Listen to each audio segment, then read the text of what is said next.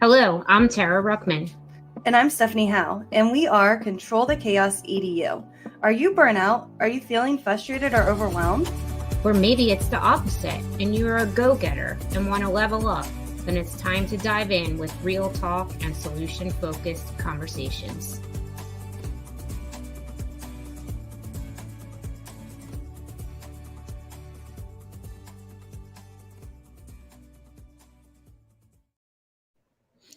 Hello, and welcome to today's Control Us. Oh, geez. And I said I was on it. Okay, start at now. Hello, and welcome to today's Control the Chaos conversation. I'm so excited about today just because just yesterday I had some teachers with some sub issues happening in their room. Asked me, like, I have this crazy class this year. I've been helping with some classroom management ideas, talking through some of those things. But once I have the sub in the classroom, it all falls apart. She said, I have this sub that was just about in tears, not ready to come back because of the class. And we all know right now how important it is to wrap ourselves around our subs because they are a vital piece of our schools right now. Without subs, we wouldn't be surviving, right? We are already in a teacher shortage. We are in a sub shortage. So, what can we do to help set those subs up for success? So, we have 7 steps today that we will talk about to help your sub be set up for success. And also, this episode is really striking me today because in addition to that conversation with the teacher yesterday, I also had a teacher come into the office. They had an incident with a student in the classroom and they were going to cancel their sub for that day because they felt bad. So thinking of that, don't feel guilty, right? Don't not do your personal things or take care of yourself. She had blood work to do. Come on, get your blood work done. Some things we have to do what we have to do. I'm experiencing that right now. So making sure that you don't feel guilty about it, using this process and going through these 7 steps will help you know that you're really setting that person up for success. We love our substitutes. We want to take care of them and we want to make sure that they have wonderful days. So we can be a part of setting that up. So let's dive into these 7 steps. Yeah, the first one is first just creating a binder. And I did this when I taught is I would have a binder and it would have different things that the sub might need to know about, like a seating chart. I would usually also go into our Infinite Campus account, print off a roster with student photos just so they could have a face with a name, because you never know what tricks your students might try to play, right? And in that binder as well, I might have just some classroom rules or some strategies that might help different students, but I never really had to update the binder. I just had to do it once. And then it would just be kind of the same. Now, if I change my seating chart or something like that, I would put that no seating chart in. But for the most part, that binder was ready to go and ready for that sub to just pull it out, use it, and have some helpful hints that they were able to use for that day. And I think it's important to note, we always give a subfolder, almost always in most schools, to the office. But this is kind of like that little bit of extra that we want to do for that sub binder. And also another tip that I do have in the sub binder is making sure that you review it either every quarter, every semester, or at least halfway through the year that you review that to make sure that if there are changes that they are noted in there, whether you have new students, but just making sure that you have that updated version within there as you move along throughout the year, however you want to do it. Now, if you want and you have frequent updates, it could be more often, but at least, at the very least, the beginning of the year and halfway through the year. So then Steph already talked about standing operating procedures, but this is a different type of standing operating procedures. This is setting up a set of standing operating procedures that are specific to having a sub in the room. So if I know that I'm going to, and I don't always know when I'm going to be out, so this is something that it doesn't necessarily have to be the day before, but if you set those standing operating procedures up for the students, like when a sub is here, you need to make sure that you're on, whatever your 3 biggest rules are. I'm not going to say what they are to you because everybody might have different issues when a sub is in. Maybe your kids are out of their seats. So maybe your one of your 3 is that when a sub is there, they need to be making sure they're in their seats. Maybe you have kids that are always constantly going to the bathroom. So maybe your standing operating procedure is that you have a special bathroom requirement when a sub is there. So just looking at where the trouble area is, if you have experienced with that with a sub. So initially we'll set up what we think we need or usually the behaviors in the classroom tend to be something that you've already seen before. So you can kind of put those in place before, and then you may need to tweak it after the sub comes for the first time. So getting those standing operating procedures set up is super important because sometimes those standing operating procedures look different for a sub than they would look if you were in the room. So once we have those set up, we review them. Review them before you're out. If you don't know when you're going to be out, understandable. We have no control over that. But what we would do is maybe leave those notes and remind the teacher at least to review those standing operating procedures. So when they came in, you would have reviewed them the day before, and then they would be reviewing them when the students arrive. So those are really important things. I think sometimes we tend to have our generic rules or our generic, I shouldn't say generic, our everyday standing operating procedures, but sometimes that needs to look a little bit different for our subs when we are preparing them for a successful day, because sometimes those behaviors look a little bit different. Yeah, and we went to a conference at OMLA and we listened to Jack Brickemeyer, and I don't know if you were in this session, Tara, but he said, maybe if you know you're having a sub and there's a student that really struggles with having that guest teacher in the room, maybe if you're on a team, that student could just stay with the math teacher all day.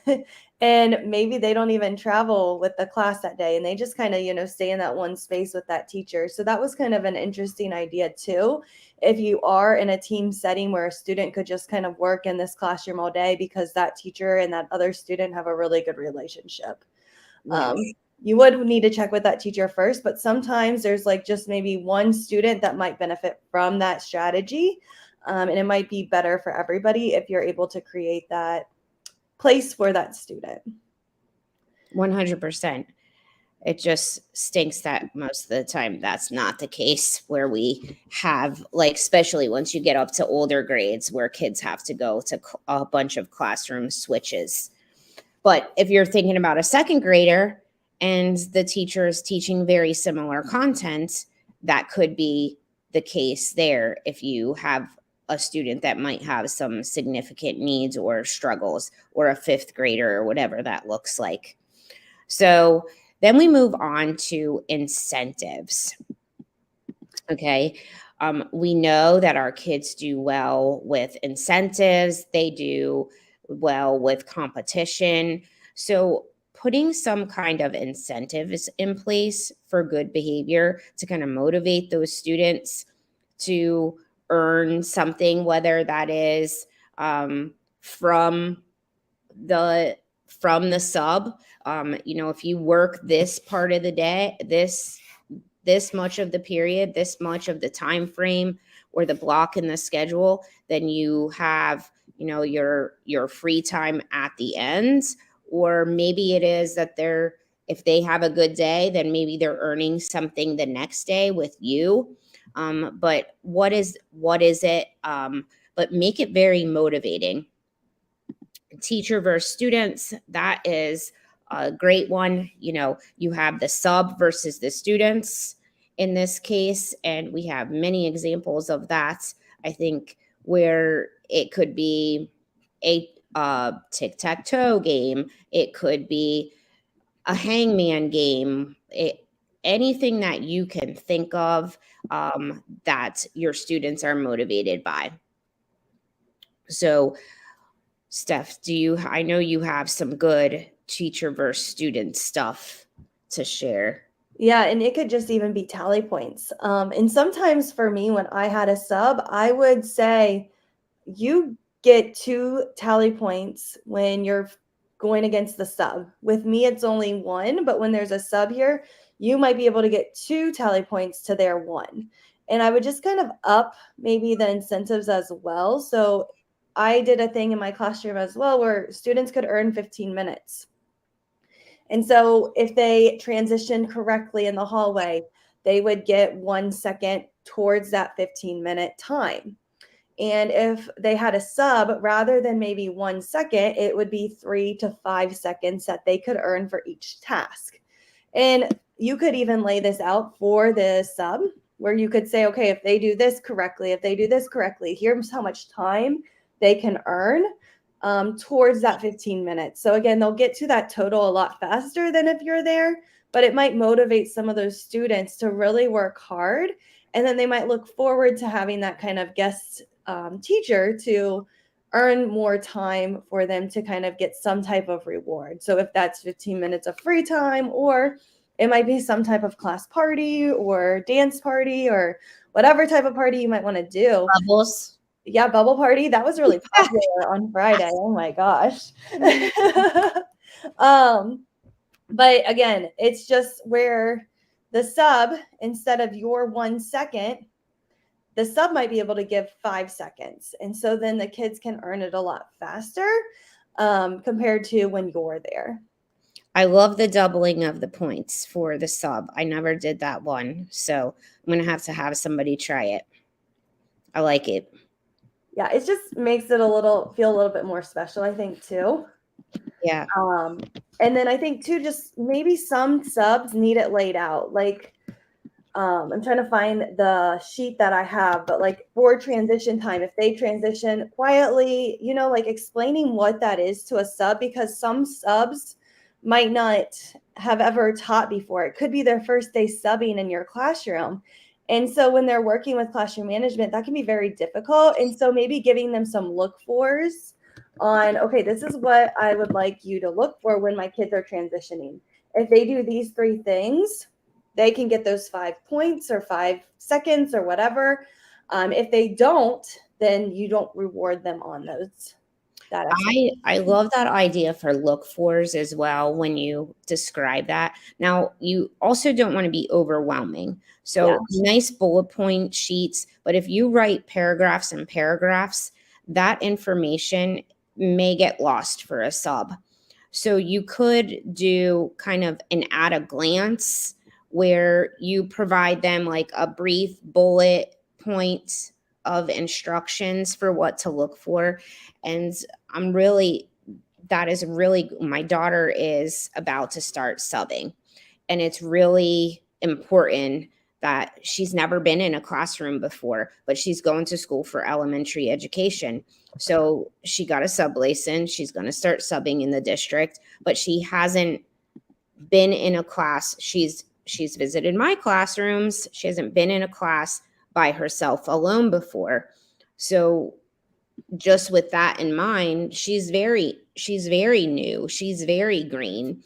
And this also could help people like that are interested in education as a career and going to school, that they have those look fors and have those things, because it's also could be a learning experience for them. Yeah, and so you could do like everyone has all their materials, they can earn this many points, for the day. And then I usually also did like a If I got a positive report from a sub, maybe an extra 60 seconds or something huge at the very end. So I think it could just be kind of helpful. Again, don't overwhelm that sub, but just kind of quick bullet points of different areas for where you could give points and have them earn different things. All right, so we have step 1, creating a binder. Step 2, SOPs. Step 3, incentives for good behavior. Step 4 is just leaving activities that are not new lessons is really the most important thing, right?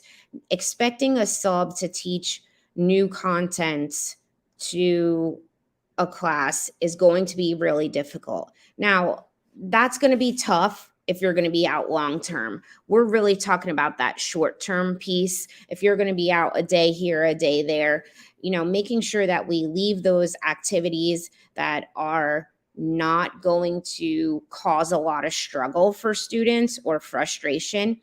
We always talk about allowing kids to fail forward, and we've talked about the learning pit. This isn't really the time for that.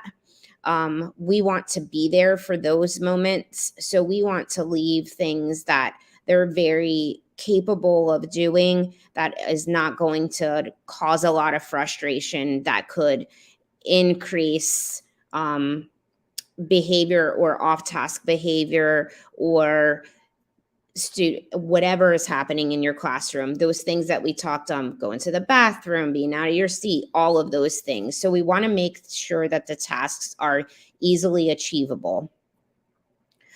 Maybe if you're working on a project, you continue to work on that project, and then also making sure that we would then leave the SOPs for the project.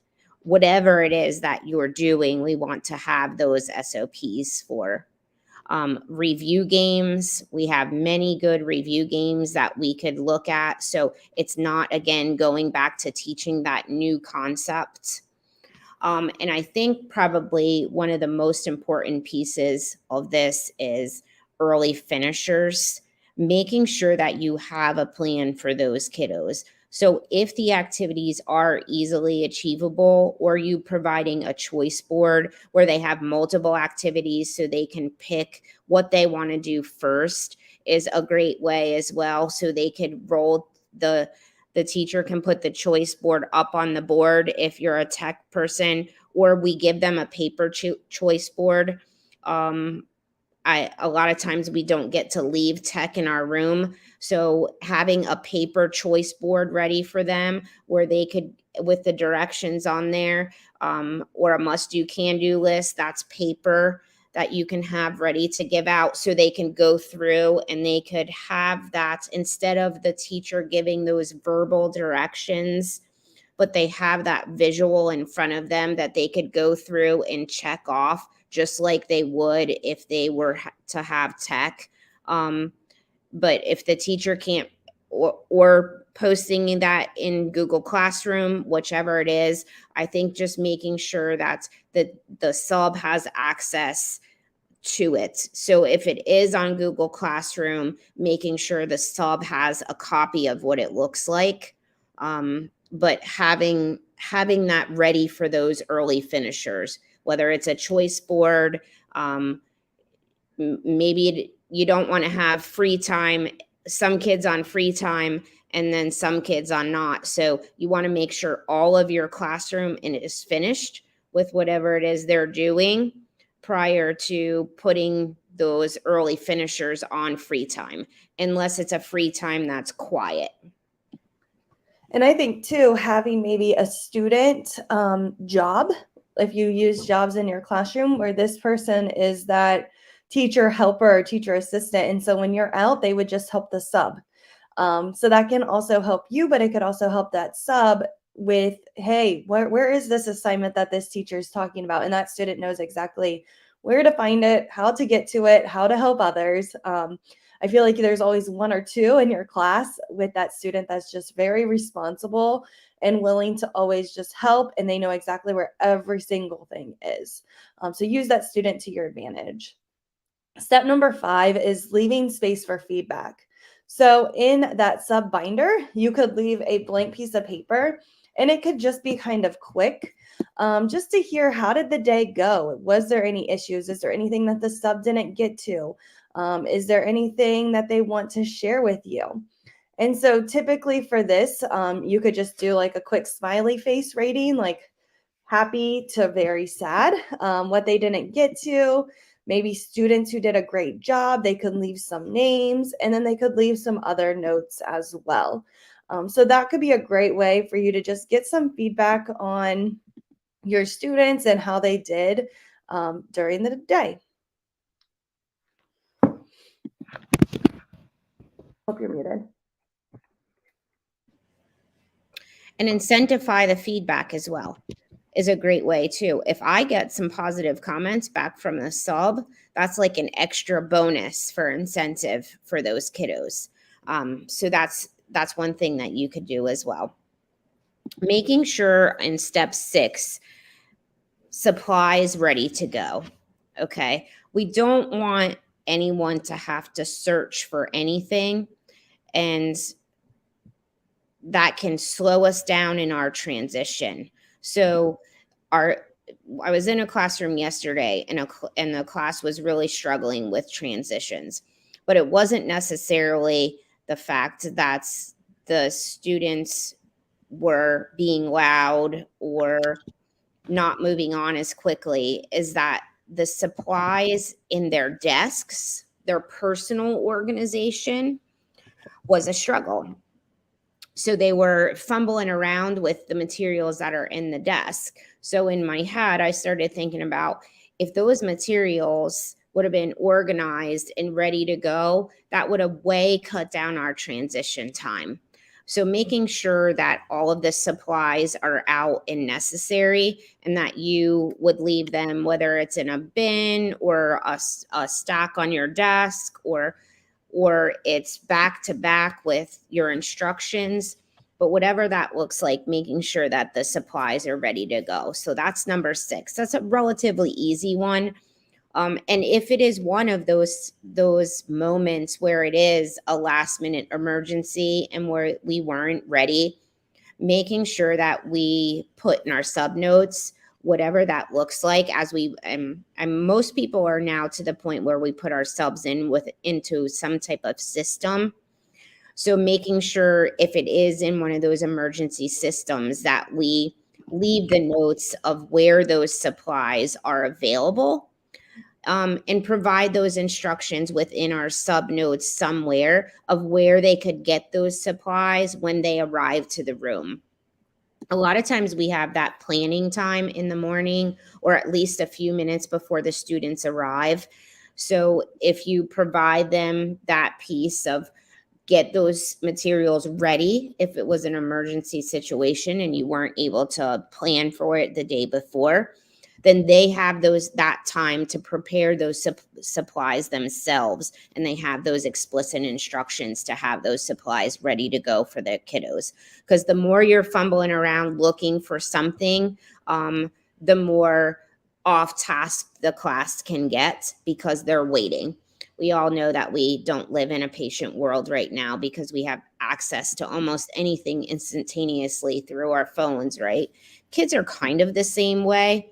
So we want to make sure that we help with those transitions by having everything explicitly ready for them to go. Yeah, and sometimes I've seen teachers leave like a sub tub where they put all their material in this big tub and use Post-it notes to explain what is needed throughout the day. So that could be one way that you organize your supplies too. And then step number 7 is writing a thank you note. Just saying thank you for covering my class today.